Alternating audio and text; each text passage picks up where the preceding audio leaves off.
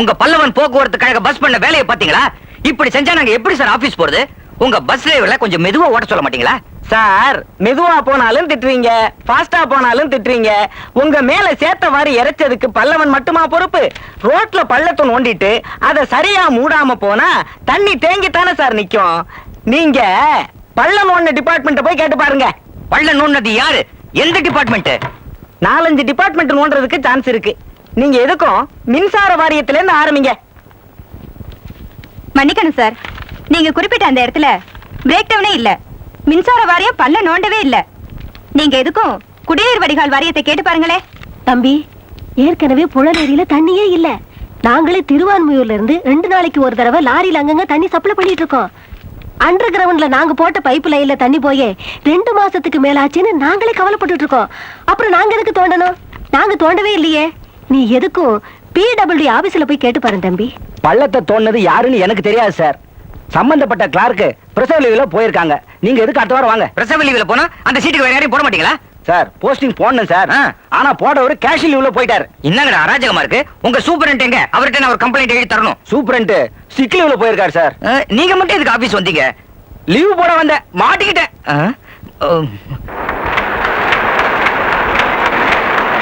Sir sir, ஆபீஸுக்கு போற ஒரு சிட்டிசனோட நிலைமையை பாத்தீங்களா சார்?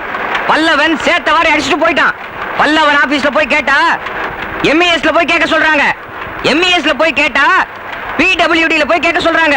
PWDல போய் கேட்டா மெட்ரோ ஓட்டர்ல போய் கேட்க சொல்றாங்க. என்ன இப்படியே போட்டோ எடுத்து போடுங்க, எல்லாருக்கும் தெரியட்டும். மிஷின் ஓடுறதுனால காது கேட்கல, கொஞ்சம் சத்தமா சொல்லுங்க. பல்லவன் நல்லவனா? நல்லவன் இல்ல சார், பல்லவன். பல்லவன். ஓ, வல்லவனா? வல்லவன் இல்ல சார், பல்லவன். பல்லவன். ஓ, பல்லவனா? மேல ஃபர்ஸ்ட் ஃப்ளோர்ல இருக்காரு, போய் பாருங்க. அட போங்கப்பா.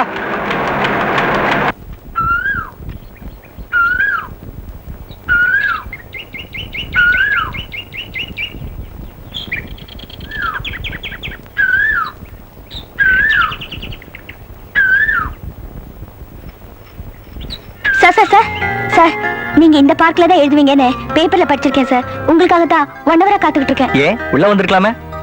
நீங்க எழுதிட்டு இருந்தீங்களே சார், உங்க புது கவிதைகள் எந்த புத்தகத்துல வந்தாலும் நான் வாங்கி படிச்சிருவேன் சார். Thank you. என் பேர் ஊர்வசி சார். பிசினஸ் மேக்னெட் சுந்தரேச முதலியார்னு கேள்விப்பட்டிருக்கீங்களா? சுந்தரேச முதலியார் கேள்விப்பட்டிருக்கேன். அவருக்கு என்ன? நான் அவரோட ஒன்லி டாட்டர் சார். தினமும் காலையில உங்க புது கவிதை முகத்துல முழிக்காம நான் எந்த வேலையும் தொடங்கவே மாட்டேன் சார். Really? யா. எப்படி அது?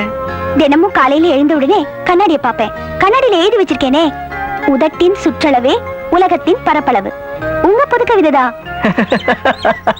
How nice of you. By the way, sir, எனக்கு ஒரு சின்ன ஆசை சார். சொல்லுங்க. நீங்க எனக்காக மட்டும் ஸ்பெஷலா ஒரு புது கவிதை சொல்லணும் சார். புது கவிதையே விடுகதை ரூபத்துல கேட்டா பரவாயில்லையா? ஓகே சார், கேளுங்க சார். ஊரார் பார்த்த கோலம், ஆனால் உடையவன் பார்க்காத கோலம். அது என்ன? கேள்வியே புரிஞ்சுக்கிட்டீங்களா? ஒரு பெண்ண இந்த உலகமே அந்த கோலத்துல பார்த்திருக்கோம். ஆனா சகல உரிமைகளும் இருக்கிற கணவன் மட்டும் அந்த கோலத்துல பார்த்திருக்க மாட்டான். அது என்ன கோலம்? சோ, ஊரார் பார்த்த கோலம், உடையவன் பார்க்காத கோலம். இதே பார்ட்ல தான் தினம் நான் எழுதுவேன். உங்களுக்கு எப்ப பதில் கிடைச்சாலும் என்ன வந்து நீங்க பார்க்கலாம். பட்டுமா? See you.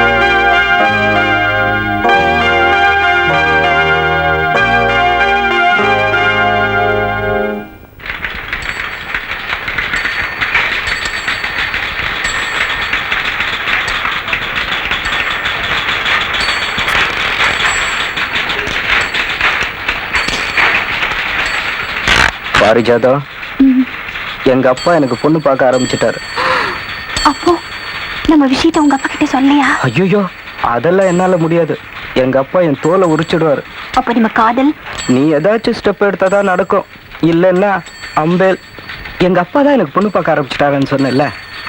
இதோ பார், உங்க வீட்டுல பெரியவங்க யாருக்கிட்டையாவது நம்ம காதலை பத்தி சொல்லி அவங்களா என் வீட்டுக்கு வர மாதிரி வந்து, இந்த மாதிரி உங்க வீட்டுல ஒரு பையன் இருக்கானாமே, எங்க வீட்டுல ஒரு பொண்ணு இருக்கு, அப்படின்னு சொல்லி ஜாதகத்தை கொடுத்து அந்த ரூட்ல வர சொல்ல. முதுகெலும்பு இல்லாம என்னையே காதலிச்சிங்க. காதல்ங்கிற உணர்ச்சியை தூண்டுறது எலும்பில்ல பாரிஜாதம், நரம்பு. நான் பிஎஸ்சி ஜியாலஜி. பேத்தாலஜி.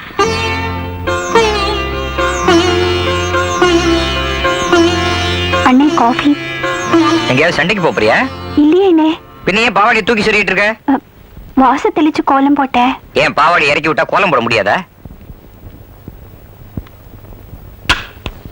ஏதாவது வேலை செய்யணும்னா பொம்பளைங்க உடனே எல்லாத்தையும் வாரி வயசு தூக்கி சொல்லிப்பீங்களா? கண்டவங்க உங்க காலை பார்க்கணும், அதானே? கன்னி பொண்ணுனா கணுக்கால் தெரியக்கூடாது.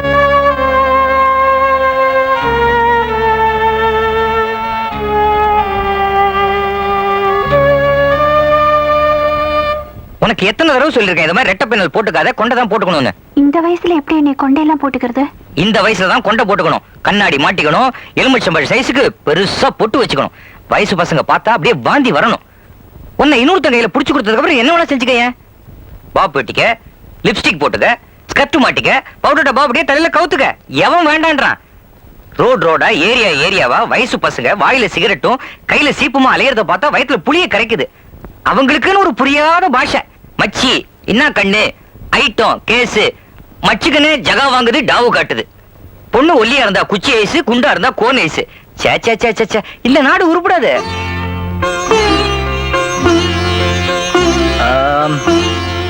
சின்னனே காஃபி.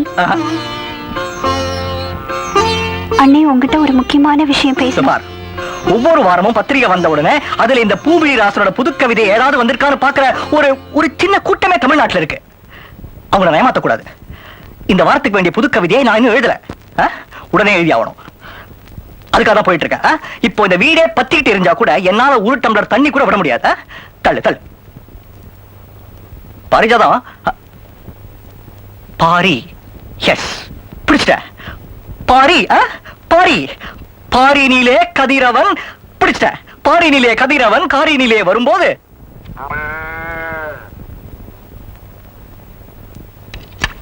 அம்மா அம்மா சின்னனே காஃபி குடிக்கல, இது கொண்டு போய் அப்பா கிட்ட கொடுத்துட்டு வரேன். ஐயோ, இது நான் கலந்த காப்பிடி. உங்க அப்பா தான் என் கையால பச்சை தண்ணி கூட குடிக்க மாட்டாரு. 12 வருஷமா இந்த நரக வேதனையை தான் அனுபவிக்கிறேன். வழக்கம் போல நீயே உங்க அப்பாவுக்கு தனியா காப்பி கலந்து கொண்டு போய் கொடு. நைஸா இதே கொண்டு போய் கொடுத்துட்டு வரேன். வேண்டாண்டி, அப்புறம் இந்த வீட்டுல பெரிய பூகம்பமே வெடிக்கும். பாக்கலாமே.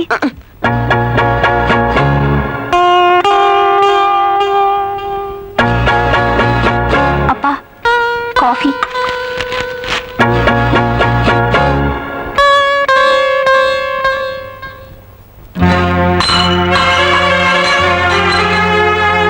யார் கலந்த காப்பி நுரையோட இருக்கும், யார் கலந்த காப்பி தண்ணி மாதிரி இருக்கும் எனக்கு தெரியாதா? உன்னால முடியும்னா நீ எனக்கு காப்பி கலந்து கொடு, இல்லன்னா காப்பியே வேணாம். 12 வருஷத்துக்கு முன்னாடி அருந்து போன உறவு ஒட்ட வைக்க பாக்குறியா? தலைமொழிகிறா முடிகிறதுதான். தாலி கட்டுற பாவத்துக்காக ஒரே வீட்டுல இருக்க. இஷ்டம் சொல்லுங்க, இப்ப விட்டு வெளியே போயிடுறேன். என்ன மன்னிச்சிருங்கப்பா. ஏன்பா அம்மா கூட பேசாம சன்னியாசி மாதிரி இருக்கீங்க? எனக்கு வெக்கம், மானம், ரோஷம், சூடு, சொரணை இதெல்லாம் இருக்கு. அம்மாவும் ஏதாவது கேட்டா இதேதான் சொல்றாங்க, நீங்களும் இதேதான் சொல்றீங்க. ஆனா ஒரு வித்தியாசம், நீங்க கோவமா சொல்றீங்க, அம்மா அழுதுகிட்டே சொல்றாங்க. உங்களுக்குள்ள என்னதான்ப்பா சண்டை? இப்ப நான் இந்த வீட்டுல இருக்கணுமா வேண்டாமா? சாரிப்பா, இனிமே இத பத்தி கேட்கல.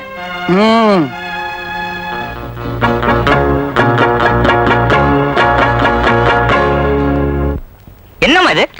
நான் 600 ரூபாய் சம்பளம் வாங்கும்போது 800 ரூபாய் செலவழிச்சேன். 800 ரூபாய் சம்பளம் வாங்கும்போது 1000 ரூபாய் செலவழிச்சேன். 1000 ரூபாய் சம்பளம் வாங்கும்போது 1200 ரூபாய் செலவழிச்சேன். இப்ப நான் சோலையா 1600 ரூபாய் வாங்குறேன். 1800 ரூபாய்க்கு பட்ஜெட் போட்டு கொடுத்துருக்கேன். ஏமா உன்னால துண்டு விழாமையே பட்ஜெட் போட முடியாதா?